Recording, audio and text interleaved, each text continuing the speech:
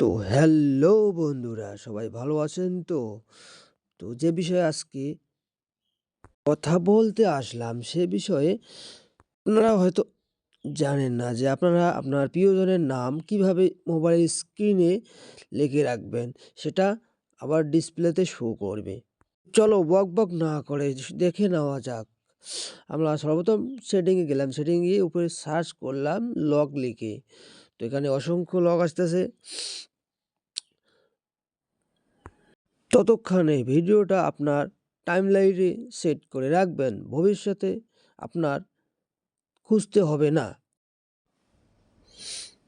তো স্ক্রিনে দেখা যাচ্ছে।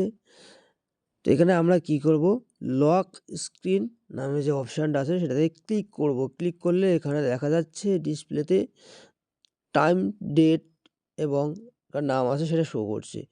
তো আমি নামটাকে চেঞ্জ করে দেখাবো, বা আপনারা নতুন অ্যাপ্লাই করেও করতে পারেন অ্যাপ্লিকেশান। তো আমি এমডি লাবলু শেখ নিচের সিগনেচারে ক্লিক করে নামটাকে চেঞ্জ করে নিলাম। এটা আমি এখন এটা বাংলাতে ট্রান্সলেশন করব। তো আমি লিখতেছি,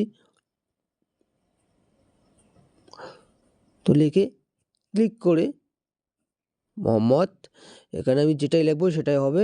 সেটা ক্লিক করে আবার অ্যাপ্লাই মারলে সেই নামটা ডিসপ্লেতে শো হবে।